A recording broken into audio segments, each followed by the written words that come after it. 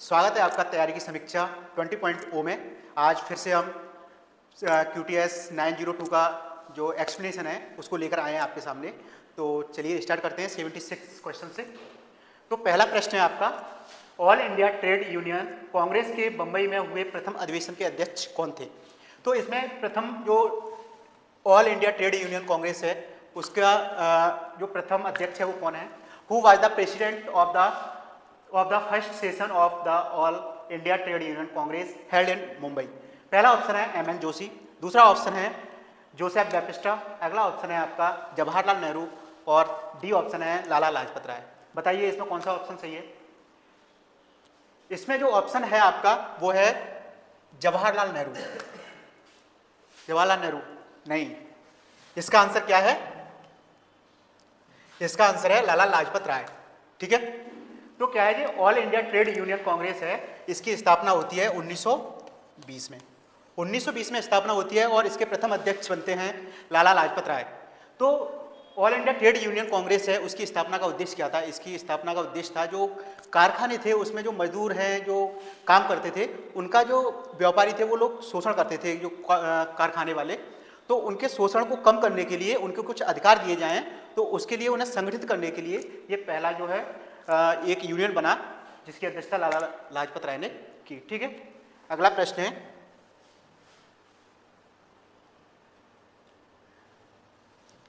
अगला प्रश्न है आपका, तीसरे कांग्रेस अधिवेशन की अध्यक्षता किसने की? ठीक है, who presidented over the third Congress session? तीसरे कांग्रेस अधिवेशन की अध्यक्षता किसने की? पहला ऑप्शन है दादा भाई नौरोजी, अगला ऑप्शन है बदरुद्दीन तैयब, अगला ऑप्शन है जॉर्ज यूले, अगला ऑप्शन है लाला लाजपत राय। जो तीसरा कांग्रेस अधिवेशन है उसकी अध्यक्षता किसने की? तीसरे की। तो तीसरा अधिवेशन देखिए हुआ था 1887 में। ठीक है, 1887 में तीसरा अधिवेशन हुआ चेन्नई में, जो पहले मद्रास हुआ करता था, मद्रास बोलते थे उसको। ठीक है, जिसकी अध्यक्षता की थी वो की थी बदरुद्दीन तैयब जी ने। ठीक है, और जो कांग्रेस अधिवेशन है, कांग्रेस की स्थापना होती है दिसंबर 1885 में। दिसंबर 1885 में कांग्रेस की स्थापना होती है और इसके उद्देश्य था कि जो उस समय में भारतीय जो आंदोलन थे उनका जो वो बन रहा था, राष्ट्रवाद की विचारधारा पनप रही थी, उसको लेकर के अंग्रेजों के खिलाफ एक ऐसा संगठन हो जो भारतीयों का प्रतिनिधित्व कर सके, भारतीयों को एक साथ ला सके, एक मंच हो। उसके लिए क्या हुआ, कांग्रेस की स्थापना हुई थी और ये 1885 में हुई। और कहाँ पे हुई थी? शुरुआत में बंबई में। ठीक है, बंबई में हुई थी इसकी स्थापना। और प्रथम अध्यक्ष कौन थे इसके? बताइए प्रथम अध्यक्ष कौन थे इसके? व्योमेश चंद्र बनर्जी। ठीक है, अगला ऑप्शन है, अगला प्रश्न है, अगला प्रश्न है, असत्य कथन को छांटिए, pick out the incorrect statement. यानी कि असत्य कथन है उसको छांटना है। ठीक है, तो पहला है दिल्ली बम कांड 1912 में हुआ, 1912 में हुआ दिल्ली बम कांड। नेक्स्ट ऑप्शन है सैंडर्स की हत्या 1925 में भगत सिंह ने की। अगला ऑप्शन है जैक्सन हत्याकांड 1909 में नासिक में हुआ। ठीक है, अगला ऑप्शन है अलीपुर षड्यंत्र मुजफ्फरपुर में हुआ। ठीक है, अलीपुर षड्यंत्र कहाँ पे हुआ? मुजफ्फरपुर में हुआ। तो इसमें ऑप्शन कौन सा सही है ये बताना है। इंग्लिश में देख लेंगे, Delhi bomb blast happened in 1912। अगला ऑप्शन है Sanders was killed by Bhagat Singh in 1925। अगला ऑप्शन है Jackson murdered happened in Nashik in 1909। अगला है एम्पोर कॉन्फ्रेंसी हैपेंड इन मुजफ्फरपुर। ठीक है, इसमें ऑप्शन कौन सा सही है? इसमें ऑप्शन है असत्य कथन है आपका, ऑप्शन बी। क्योंकि जो सैंडर्स की हत्या है वो भगत सिंह ने ही की, लेकिन इसमें क्या है 1925 में नहीं की, ये कब की थी? 1928 में। 1928 में भगत सिंह ने हत्या की थी सैंडर्स की। ठीक है, अगला प्रश्न है,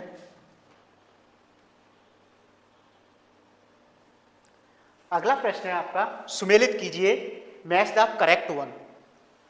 इसमें सुमेलित करना है। तो पहला है भवानी मंदिर, दूसरा है बम मैनुअल, अगला है भारत माता, अगला है वंदे मातरम। तो किसको किससे मैच करना है ये देख लेंगे। तो जो भवानी मंदिर है आपकी अरविंद घोष की, ठीक है। भवानी मंदिर किसकी है? अरविंद घोष की है। और बम मैनुअल है वो है पीएन बापट की, ठीक है। और जो वंदे मातरम है, वंदे मातरम किसकी है? ये है मैडम भीखाजी कामा और भारत माता है अजीत सिंह की, ठीक है। इस तरह से ये मैच हो जाएंगे। तो देखेंगे पहले का तीसरा है, तीनों में तीसरा लगा है। इसके बाद है दूसरे का पहला है, ये दोनों में। फिर इसके बाद तीसरे का पहला है, तीसरे का दूसरा है, सॉरी। तो ये क्या हो गया? पहले का तीसरा, दूसरे का पहला और तीसरे का दूसरा और लास्ट का चौथे का चौथे से लगा है। तो इसका क्या आंसर है? सी।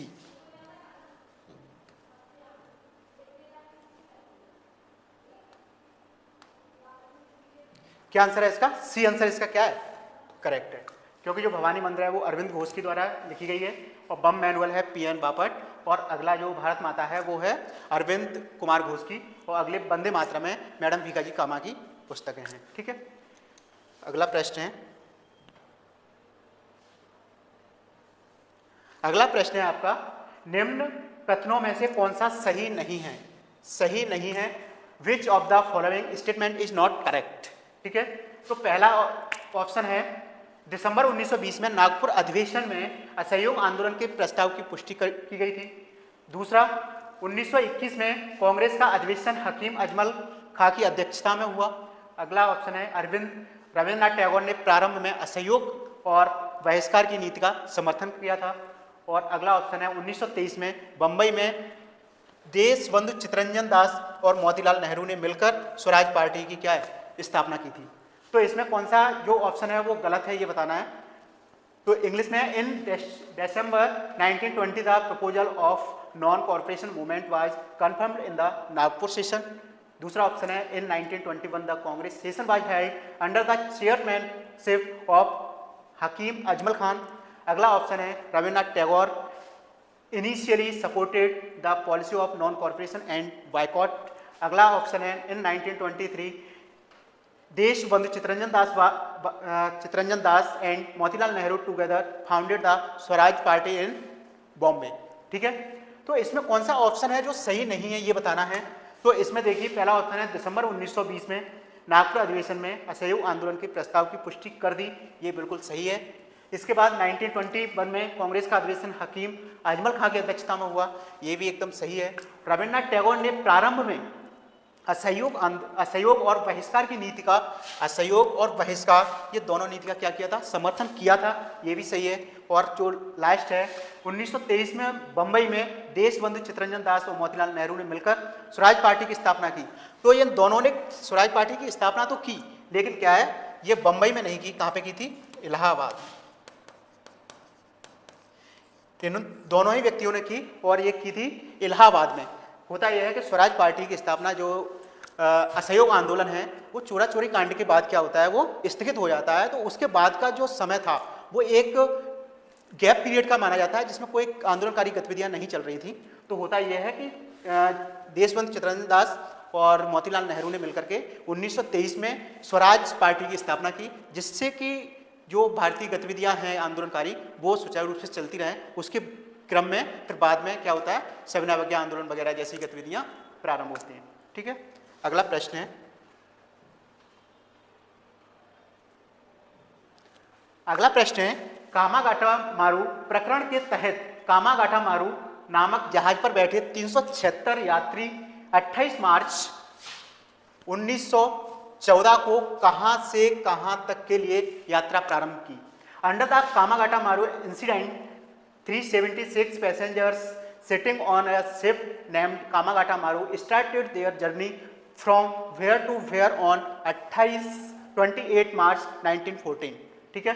तो देखो जो कामागाटा मारू है ना, कामागाटा मारू क्या था? कामागाटा मारू जापानी एक शिप था, समुद्री जहाज है, जिसमें क्या होता है, जो वहाँ के जो मैन इसके लीडर थे वो थे गुरु दत्त सिंह। उन्होंने क्या किया था, पंजाब प्रांत की जो ब्रिटिश पंजाब प्रांत था उसके जो 376 यात्रियों को लेकर के इन्होंने जो हांगकांग से लेकर के इन्होंने संगाई चीन, और संगाई चीन से होते हुए जापान, और जापान से लेकर के इन्होंने कहाँ पे, ये कनाडा का एक वैंकूवर जो बंदरगाह है, कौन सा?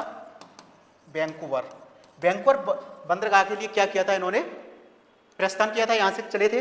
लेकिन हुआ ये, वैंकूवर में जो कनाडा के जो तत्कालीन स्थिति थी वहाँ पे इनको क्या किया, इनको वहाँ पे अनुमति नहीं दी आने की। तो होता यह है कि यहाँ से उन्हें वापस आना पड़ा, और वापस आने के बाद जो वैंकूवर से वापस आए वो फिर आए थे सीधे कहाँ पे, जो अपना पश्चिम बंगाल है, पश्चिम बंगाल का एक बंदरगाह है, बंदरगाह का नाम है बजबज।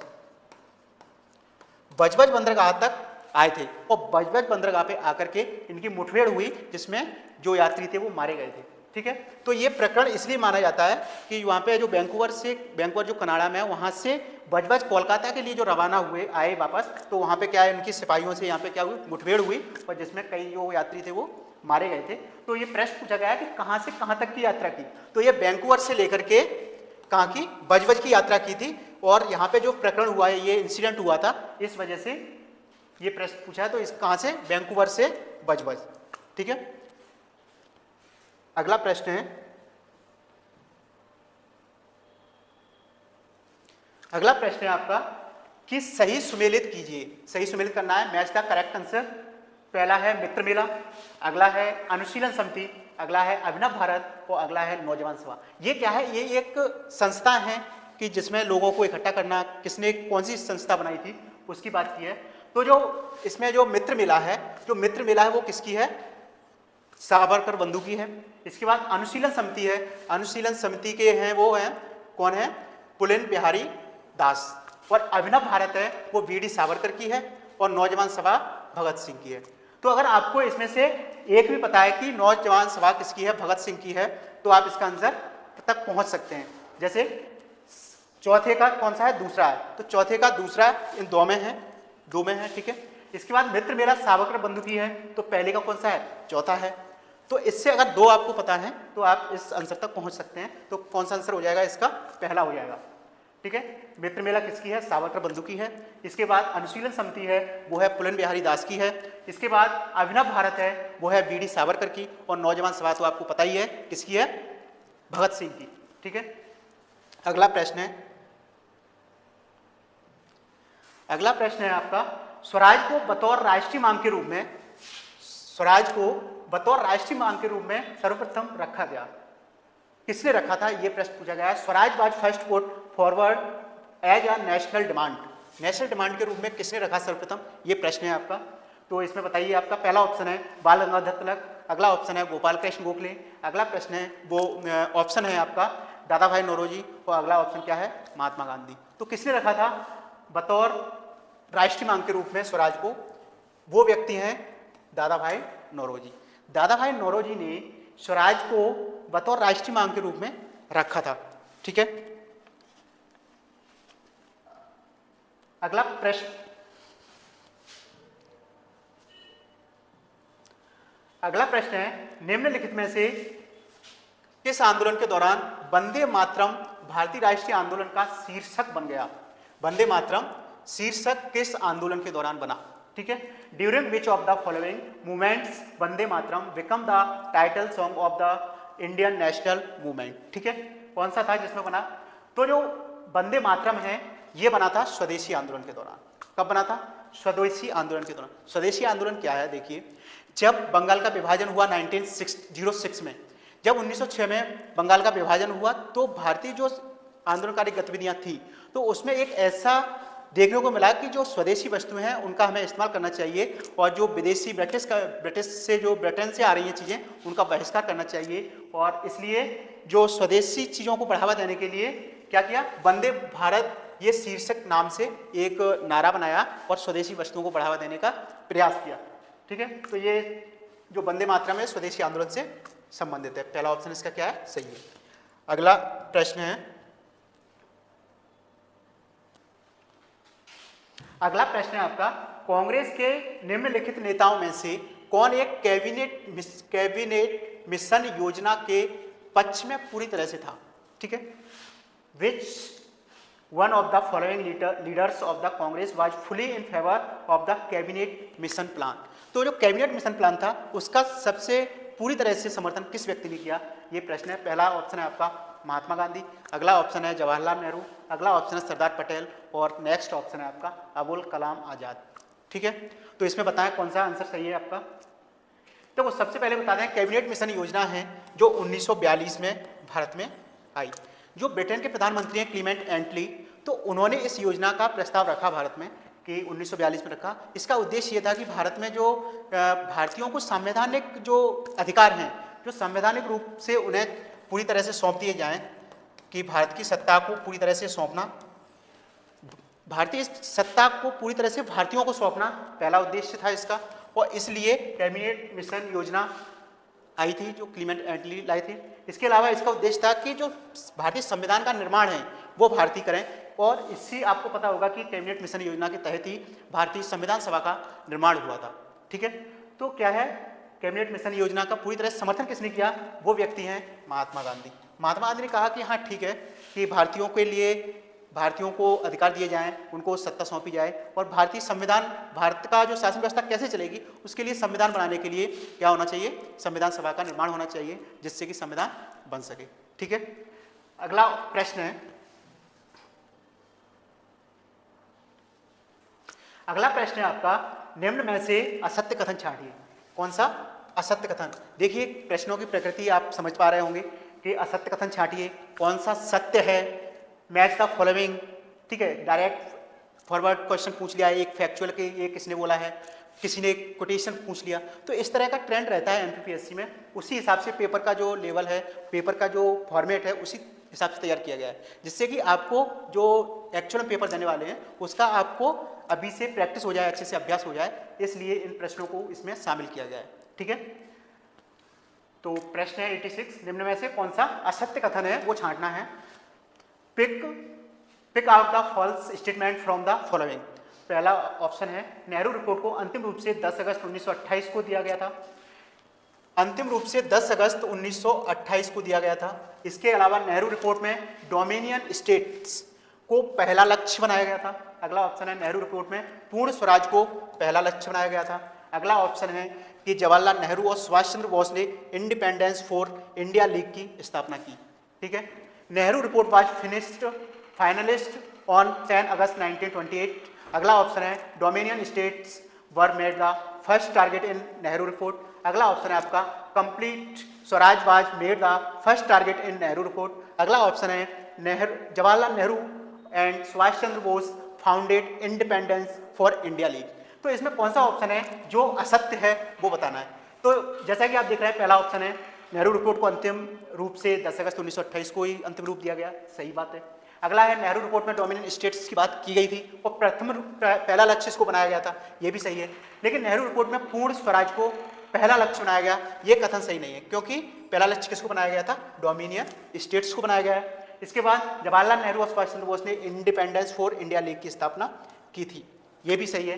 तो जो है नेहरू रिपोर्ट क्या है? नेहरू रिपोर्ट ये है कि नेहरू रिपोर्ट में मोतीलाल नेहरू हैं, वो उन्होंने इसकी अध्यक्षता की, और इसका मेन मोटिव था वो था कि पहला था इसका कि भारत को डोमिनियन, भारत को क्या है, 2 लक्ष्य थे इसके। पहला लक्ष्य था, सॉरी, इसका 2 लक्ष्य थे। पहला था डोमिनियन स्टेट्स, भारत को डोमिनियन स्टेट्स का दर्जा देना, और दूसरा था भारत को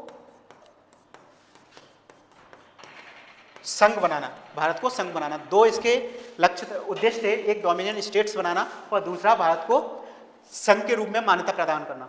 तो इसके लिए मोतीलाल नेहरू ने इसकी अध्यक्षता की और इसको नेहरू रिपोर्ट को बनाया था।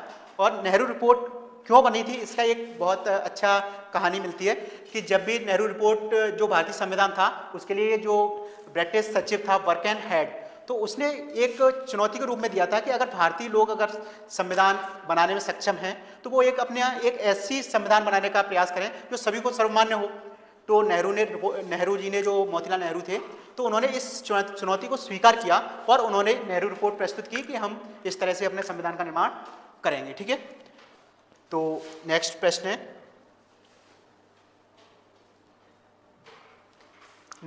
है, लाहौर अधिवेशन के संबंध में असत्य कथन छांटिए। असत्य कथन कौन सा है ये बताना है। तो the false statement regarding Lahore session is, पहला ऑप्शन है, यह अधिवेशन 1929 में हुआ। ठीक है। अगला ऑप्शन है इसकी अध्यक्षता जवाहरलाल नेहरू ने की। अगला ऑप्शन है इस अधिवेशन में कांग्रेस ने स्वराज का अपना लक्ष्य घोषित किया। स्वराज का अपना लक्ष्य क्या किया? घोषित किया। अगला ऑप्शन है 26 जनवरी 1930 को प्रथम स्वतंत्रता दिवस मनाया गया। ठीक है, तो पहला ऑप्शन है this session was held in 1929, it was presidented over by Jawaharlal Nehru. अगला ऑप्शन है in this session Congress declared its target of Swaraj. अगला ऑप्शन है first Independence Day was celebrated on 26 January 1930। ठीक है, तो यह अधिवेशन 1929 में हुआ, यह सही है। इसकी अध्यक्षता जवाहरलाल नेहरू ने की, यह भी सही है। अगला जो ऑप्शन है इस अधिवेशन में कांग्रेस ने स्वराज को अपना लक्ष्य बनाया, स्वराज को नहीं बनाया था, ये क्या है? पूर्ण स्वराज। 1929 में जो लाहौर अधिवेशन हुआ था उसमें जवाहरलाल नेहरू ने पूर्ण स्वराज को अपना लक्ष्य बनाया था, ठीक है, ना कि स्वराज को। फिर इसके बाद अगला ऑप्शन है 26 जनवरी 1930 को प्रथम स्वतंत्रता दिवस मनाते हैं, ये भी कथन पूरी तरह से सही है। तो इसमें कौन सा ऑप्शन गलत है, असत्य है? वो है आपका सी। तो इसका आंसर कौन सा हो जाएगा? सी हो जाएगा। ठीक है, अगला प्रश्न है निम्न में से कौन 1939 में भारत प्रजामंडल के अध्यक्ष थे? तो who among the following was the president of Bharat Prajamandal in 1939? तो इसमें कौन थे अध्यक्ष ये बताना है। उसमें पहला ऑप्शन है आपका जयप्रकाश नारायण, दूसरा ऑप्शन है जवाहरलाल नेहरू, अगला ऑप्शन है आपका शेख अब्दुल्ला, अगला ऑप्शन है आपका जवाहरलाल नेहरू। तो इसमें कौन सा है जो जिसने अध्यक्षता की थी इसकी प्रजामंडल की? तो इसमें क्या ऑप्शन है आपका? जवाहरलाल नेहरू। भारत प्रजामंडल की अध्यक्षता की थी जवाहरलाल नेहरू ने। ठीक है, अगला प्रश्न पे जाएंगे। अगला प्रश्न है संविधान को 26 जनवरी के दिन लागू करने का निर्णय इसलिए लिया गया क्योंकि the decision of implement the constitution on 26 January was taken because. पहला ऑप्शन है यह एक शुभ दिन था। अगला ऑप्शन है यह तिथि 1942 में भारत छोड़ो आंदोलन प्रारंभ किया गया था इस दिन। कांग्रेस ने इस तिथि को 1930 में स्वतंत्रता दिवस के रूप में मनाया था। अगला, इस तिथि को ही संविधान निर्माण का कार्य शुरू किया गया। पहला ऑप्शन है it was an auspicious day, quit India movement was started on this date in 1942। अगला ऑप्शन है Congress celebrated that this date as implement Independence Day in 1930। अगला ऑप्शन है the work of constitution making started on this date itself. ठीक है, तो इसमें जो 26 जनवरी के दिन संविधान को लागू करने का वो रीजन था वो क्या था कि यह कांग्रेस ने इस तिथि को 1930 में स्वतंत्रता दिवस के रूप में क्या किया था? मनाया था। हुआ यह था कि 26 जनवरी 1929 को भारत में प्रथम स्वतंत्रता दिवस के रूप में मनाया गया क्योंकि लाहौर अधिवेशन हुआ था। लाहौर में अधिवेशन हुआ था 1929 में, जिसकी अध्यक्षता अभी बताया था पहले प्रश्न चर्चा की कि जवाहरलाल नेहरू ने की। उसमें पूर्ण स्वराज के रूप में भारत के लक्ष्य को रखा गया और उसी समय क्या किया था? जवाहरलाल नेहरू ने इसको प्रथम स्वतंत्रता दिवस के रूप में इस दिन को मनाने की क्या की? घोषणा की थी। इसीलिए 26 जनवरी के दिन को क्या रखा गया था कि इसी दिन हम क्या है? संविधान को लागू करेंगे। ठीक है, अगला प्रश्न है वर्नाक्यूलर प्रेस एक्ट कब आया? When did the vernacular press act come into force? कब आया? तो 1876 में। अगला ऑप्शन है 1858, अगला ऑप्शन है 1885, अगला ऑप्शन है 1911। तो कब आया था वर्नाक्यूलर प्रेस एक्ट? देखो, वर्नाक्यूलर प्रेस एक्ट क्या है? वर्नाक्यूलर प्रेस एक्ट है जो लॉर्ड लिटन है ना, उनके समय में ये प्रेस एक्ट आया था क्योंकि उस समय जो आंदोलनकारी गतिविधियां चल रही थी, जो कि 1857 का विद्रोह भी हुआ था। उसके बाद क्या है ना, अंग्रेजों की जो भी नीतियां थी उनको समाचार पत्रों में प्रकाशित कर देते थे, जिससे क्या लोग जागरूक हो रहे थे। ये चीज़ ना हो इसके लिए क्या हुआ, ये अंग्रेजों ने ब्रिटिश नीतियों के तहत ये वर्नाक्यूलर प्रेस एक्ट लाए और उनको प्रतिबंधित कर दिया। ठीक है, प्रतिबंधित किया किसको? प्रेस को, लॉर्ड लिटन के समय में। ठीक है, लेकिन जो इसके बाद जस्ट आया था लॉर्ड रिपन के समय में क्या किया? जो लॉर्ड रिपन है ना, उनके समय में ये क्या है ना, वर्नाक्यूलर प्रेस एक्ट को क्या है, समाप्त कर दिया था। फिर क्या ना, भारतीय लोगों को आज़ादी थी कि जो भी ब्रिटिश नीतियां हैं उनको समाचार पत्रों में क्या है, प्रकाशित कर सकते हैं। ठीक है, तो इसका ऑप्शन क्या है, 1876 में आया था वर्नाक्यूलर प्रेस एक्ट। किसके समय में आया था, लॉर्ड लिटल के समय में। ठीक है, अगला प्रश्न है कॉमनवेल्थ समाचार पत्र का संपादक कौन है? Who was the editor of the newspaper Commonwealth? Commonwealth जो समाचार पत्र है उसका संपादक कौन है, ये पूछा है। लाला लाजपत राय हैं, सरोजनी नायडू हैं, एनी बेसेंट हैं, या सुरेंद्र नाथ बनर्जी हैं? क्या आंसर है इसका, बताएं। इसका आंसर है एनी बेसेंट। ठीक है, एनी बेसेंट क्या है, कॉमनवेल्थ और न्यू इंडिया, कौन सी, न्यू इंडिया, ये दोनों समाचार पत्र हैं वो किसके हैं, एनी बेसेंट के हैं। एनी बेसेंट के बारे में और कोई एक तथ्य बताइए, क्या है, 1917 में क्या हुआ, कांग्रेस का जो अधिवेशन हुआ था उसकी अध्यक्षता किसने की थी, एनी बेसेंट ने, क्योंकि ये फर्स्ट लेडी हैं जिन्होंने कांग्रेस अधिवेशन की क्या की थी, अध्यक्षता की थी। ठीक है, तो ये एनी बेसेंट के बारे में ये प्रश्न हो गया एक। अगला प्रश्न है गलत युग्म बताइए, आइडेंटिफाई द रॉन्ग पेयर। क्या बताना है, रॉन्ग पेयर कौन सा है ये बताना है। तो पहला है चार्ल्स वुड डिस्पैच 1854, अगला है हंटर शिक्षा आयोग 1882, अगला है रेले शिक्षा आयोग 1902, अगला है सैडलर आयोग 1912। ठीक है, तो इसमें कौन सा एक गलत युग्म बताना है। तो ऑफिशियल है कि आपको 3 इसमें से क्या होंगे, सही होंगे, और एक क्या होगा, गलत होगा। तो आपको बताना है, इसमें चार्ल्स वुड डिस्पैच है, शिक्षा से संबंधित ये आयोग है जिसकी अध्यक्षता वुड डिस्पैच नाम है, उनके नाम पे ये रखा है। तो ये शिक्षा संबंधित आयोग है, ये भी है शिक्षा संबंधित, और रेले आयोग भी है। और जो सैडलर आयोग है उसका जो शुरुआत स्थापना हुई जो समिति है, आयोग है, वो हुआ था 1917 में। तो इसकी डेट मैच नहीं है, इसलिए इसका आंसर क्या हुआ आपका, डी, क्योंकि सैडलर आयोग कब बना था, 1917 में। ठीक है, तो इसका आंसर डी है। नेक्स्ट प्रश्न पे जाएंगे। अगला प्रश्न है भारत में ब्रिटिश आर्थिक नीति घिनौनी है, ये कथन किसका है। ब्रिटिश आर्थिक नीति घिनौनी है, ये कथन किसका है, किसने बोला है। Who thought that the British economic policy in India is disgusting?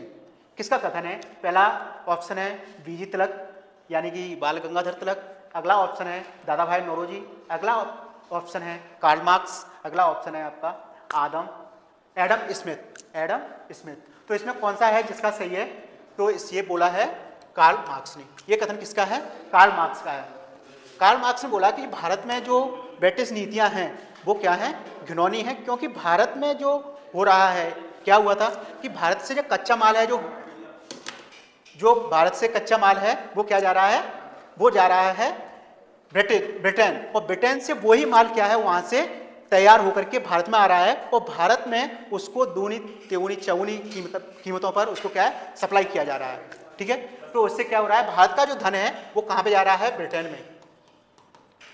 तो क्या हो रहा है, ये भारत है, भारत से क्या हो रहा है, कच्चा माल रॉ मटेरियल इधर जा रहा है, और यहां से तैयार माल यहां आकर के उसी की 4 गुनी कीमत पर यहाँ पे क्या है, सप्लाई हो रही है, और पूरा लाभ कौन ले रहा है, ब्रिटिश कंपनियां।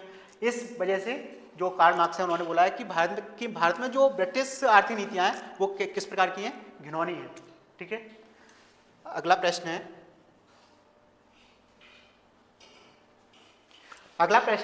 भारतीय संस्कृति को अंधविश्वासों का भंडार किसने कहा, बताइए आप। Who called Indian culture and store house of superstitions, किसने बोला है, बताइए इसमें। पहला ऑप्शन है आपका डलहौजी, अगला ऑप्शन है आपका मैकाले, नेक्स्ट ऑप्शन है लिटन, और अगला ऑप्शन है आपका जॉन लॉरेंस। बताएं आप किसने बोला होगा। ये व्यक्ति बिल्कुल सही बोल रहे हैं आप, अंधविश्वासों का भंडार है, ये बोला है किसने, मैकाले ने। ठीक है, मैकाले क्या व्यक्ति है आपको बताएं कि लॉर्ड मैकाले है, उसने भारत में अंग्रेजी शिक्षा का क्या ना शुरुआत की, क्योंकि उसका उद्देश्य स्पष्ट था कि भारत के लोगों को क्लर्क बनाना है, और भारतीय जो लोग हैं वो ब्रिटिश कंपनी में किस प्रकार से ब्रिटिश नीतियों में सहयोग कर सकते हैं, किस प्रकार से उनका लाभ लिया जा सकता है। इसलिए उसने क्या है, अंग्रेजी शिक्षा नीति बनाई। और अपना जो दुर्भाग्य ये है कि उस नीतियों को आज भी क्या है फॉलो कर रहे हैं। अपने यहाँ पे सारी शिक्षा व्यवस्था है वो क्या है आज भी क्या है अंग्रेजी माध्यम में है। अभी आप ये बताएं कि जितने भी लोग हैं अभी अपनी न्यू जनरेशन है जो अभी छोटे बच्चे हैं एकेडमिक में पढ़ रहे हैं, ज़्यादातर 95 to 98% लोग इंग्लिश मीडियम में। क्यों? क्योंकि ये शिक्षा नीति तब से बनाई हुई है अंग्रेजों की, तो वो फॉलो कर रहे हैं। अपनी हिंदी का जो है मुझे नहीं लगता कोई अभी जो नए छोटे छोटे बच्चे होंगे वो कोई भी हिंदी मीडियम में पढ़ाना चाहेगा, ठीक है। और ये किसकी देन है? लॉर्ड लिटन की। उसी समय में उसने अपने स्वार्थ के लिए इसको शुरुआत किया था, ठीक है, स्वार्थ के लिए स्टार्ट किया। और ये दुर्भाग्य है अपना कि अपन उसको ना समझ पाए और उसको निरंतर रूप से अपन चलाए रख रहे हैं। इसीलिए अभी न्यू जो एजुकेशन पॉलिसी 2020 है उसमें जो स्थानीय भाषाएं हैं भारतीय भाषाएं उनको बढ़ाने का भी जिक्र किया गया है। और निश्चित रूप से मुझे आशा भी है कि 2020 की जो न्यू एजुकेशन पॉलिसी है उससे कुछ चीज़ें सही भी होंगी, ठीक है। अगला प्रश्न पे जाएंगे। अगला प्रश्न है बारदोली सत्याग्रह के बारे में निम्नलिखित कथनों में से कौन सा सत्य है? क्या बताना है कि कौन सा सत्य कथन बताना है। Which of the following statements about the Bardoli Satyagraha is true, ठीक है। पहला ऑप्शन है इसकी पृष्ठभूमि में अनेक सुधार किए गए। अगला ऑप्शन है आंदोलन के समय में सामाजिक बहिष्कार का प्रयोग एक हथियार के रूप में किया गया, ठीक है। अगला ऑप्शन है महिलाओं ने बारदोली सत्याग्रह में हिस्सा लिया, महिलाओं ने हिस्सा लिया। अगला ऑप्शन है कि उपरोक्त सभी, ठीक है। इंग्लिश में ऑप्शन है many social reforms were tried out in it backgrounds. अगला है social boycott was used as a weapon during the movements. अगला ऑप्शन है women took part in the Bardoli Satyagraha. अगला ऑल ऑफ द अबव। बताइए इसमें कौन सा ऑप्शन सही है? बताएं बताएं कौन सा ऑप्शन है जो सही है इसमें, बताओ। इसमें ऑप्शन है वो क्या है, सभी ऑप्शन क्या है सही है, क्योंकि इसकी पृष्ठभूमि में सामाजिक सुधार वाली बात थी, सही है। इसमें है क्या है सामाजिक बहिष्कार का प्रयोग एक हथियार के रूप में किया गया, ये भी ठीक है। महिलाओं ने भाग लिया था, इसका प्रमाण ये मिलता है कि महिलाओं ने क्या है सरदार पटेल को क्या किया था, सरदार की उपाधि इसी आंदोलन में की थी। बारदोली सत्याग्रह जो कि 1928 में हुआ, कब हुआ था?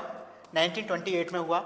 और इसमें महिलाओं ने हिस्सा लिया और सरदार पटेल ने इसका जो है नेतृत्व किया था। और महिलाओं ने इसमें क्या किया था, इनको सरदार की उपाधि भी इसी आंदोलन में दी थी, ठीक है। तो ये हो गया। दरअसल बारदोली आंदोलन सत्याग्रह हुआ क्यों था, इसका रीजन क्या है, कौन बताएगा? देखो इसका रीजन ये है कि वहाँ के जो किसान थे, किसान पे क्या है ना, जो वहाँ की प्रांतीय सरकार थी, प्रांतीय सरकार ने 20% टैक्सेस में क्या कर दिया था, बढ़ा दिया था। उन्होंने कहा 22% यानी कि 22% टैक्स आपको देना पड़ेगा अधिक। तो 22% टैक्स बहुत ज़्यादा होता है, तो उसमें क्या है स्थानीय लोगों ने क्या है उसके खिलाफ सत्याग्रह चलाया और जिसका नेतृत्व सरदार पटेल ने किया। तो फिर क्या है सरदार पटेल ने किया तो ये वहाँ पे सत्याग्रह बहुत अच्छे लेवल पर पहुँच गया। तो हुआ ये उसकी जांच के लिए कुछ कमेटी बनी और कमेटी ने सुझाव दिया कि ये वाकई में ये जो टैक्स है वो बहुत अधिक है, इसलिए बाद में क्या है इसको कम करके लगभग 6% के आसपास कर दिया गया था। और इसको सत्याग्रह जो कर रहे थे उन्होंने मान भी लिया था, तो फिर 6% टैक्स चला था, इसको कम करके कर दिया था, ठीक है। तो इसका ऑप्शन अपना क्या होगा, उपरोक्त सभी कथन है वो सत्य हैं। अगला प्रश्न है, अगला प्रश्न है आपका सुमेलित कीजिए। सुमेलित करना है तो पहला है कलकत्ता मदरसा, बनारस संस्कृत महाविद्यालय, अगला है फोर्ट विलियम कॉलेज, नेक्स्ट है लोक शिक्षा विभाग का प्रस्ताव। तो इसमें मैच करना है। तो इसमें क्या है कलकत्ता मदरसा है वो किसके समय में बना था, वो बना था वॉरेन हेस्टिंग्स के समय में, ठीक है।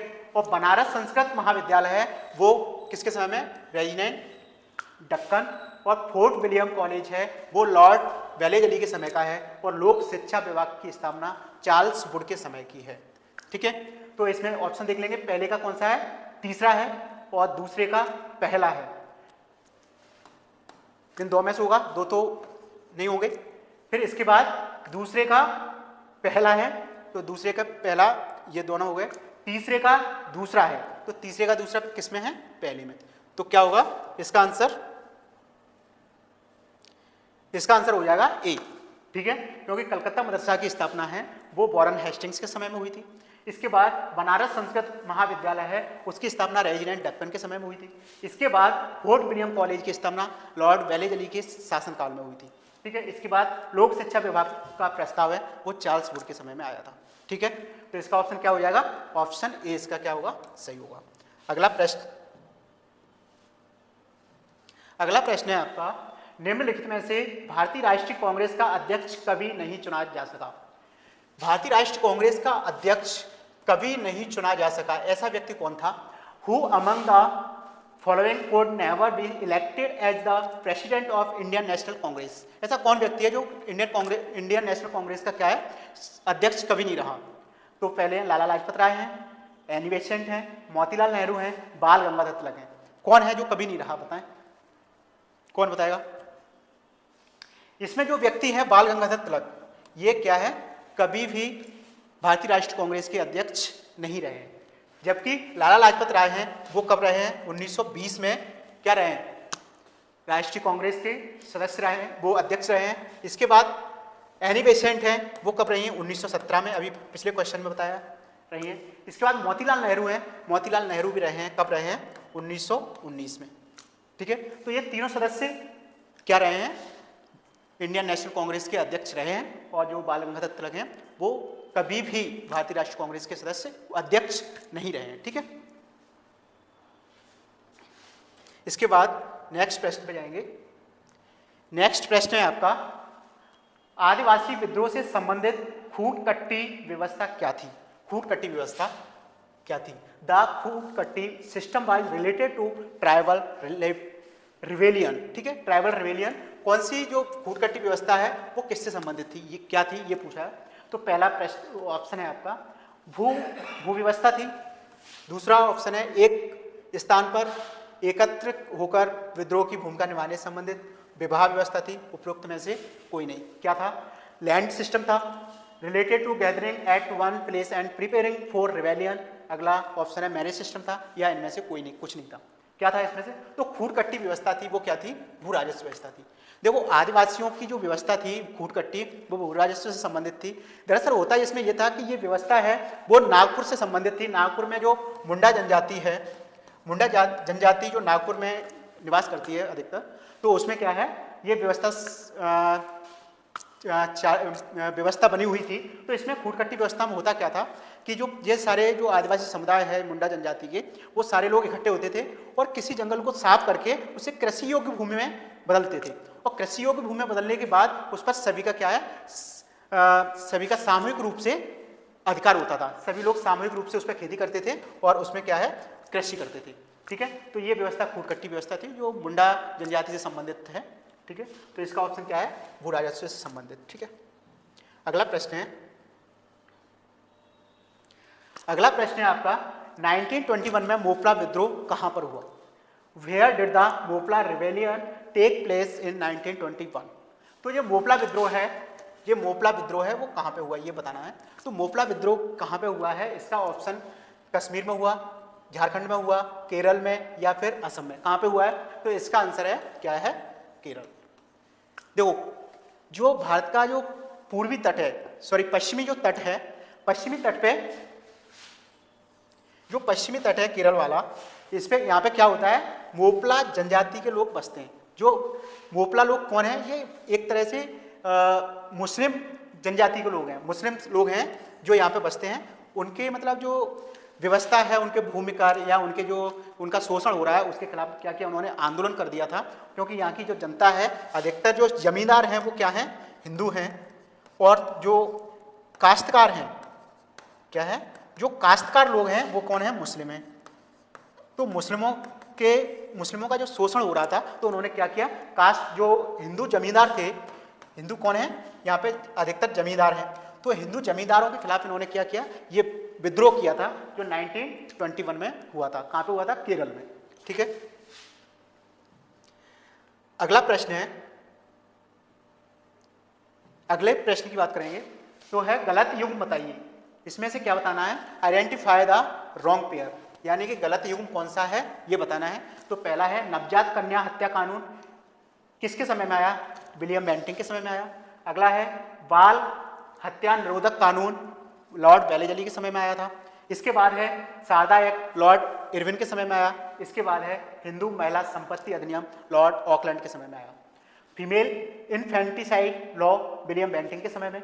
Child murder prevention law Lord Wellesley के समय में आया। शारदा एक्ट लॉर्ड इरविन के समय में। और Hindu women's property act Lord Auckland के समय में आया था। ये बताना है, तो इसमें एक युग जो गलत है वो बताना है। तो देखो, हिंदू महिला संपत्ति अधिनियम ऑकलैंड के समय में आया, ये एकदम सही है। शारदा एक्ट आया था लॉर्ड इरविन के समय में, ये भी ठीक है। बाल हत्या निरोधक कानून लॉर्ड वेलेजली के ही समय में आया था, ये भी ठीक है। लेकिन जो नवजात कन्या हत्या कानून है वो लॉर्ड विलियम बेंटिंग के समय में नहीं आया था। विलियम बेंटिंग के समय में नहीं आया था क्योंकि विलियम बेंटिंग के समय में इस समय क्या आया था, वो आया था सती प्रथा पर प्रतिबंध लगाया था इन्होंने, ठीक है। तो नवजात कन्या हत्या कानून किसके समय में आया, तो ये आया था जॉन सॉर के समय में। किसके में, जॉन सॉर है जो गवर्नर था, उसके समय में ये कानून आता है। तो इस तरह से पहला इसमें कौन सा आंसर होगा, जो रॉन्ग पेयर है वो कौन सा है, ए है, क्योंकि फीमेल इन्फेंटिसाइड लॉ है वो विलियम बेंटिंग के समय में नहीं आया था। किसके समय में आया था, जॉन सॉर के समय में आया था, ठीक है। तो इस तरह से ये 100 क्वेश्चंस हो गए हैं पूरे, ठीक है। तो इस तरह से हमारी जो तैयारी की समीक्षा सीरीज है वो इस तरह से ही कंटिन्यू आपको वीडियो एक्सप्लेनेशन मिलते रहेंगे। तो आशा करते हैं कि आप लगातार देखते रहें इसको, और आपका बहुत बहुत धन्यवाद देखने के लिए। थैंक यू सो मच, ठीक है।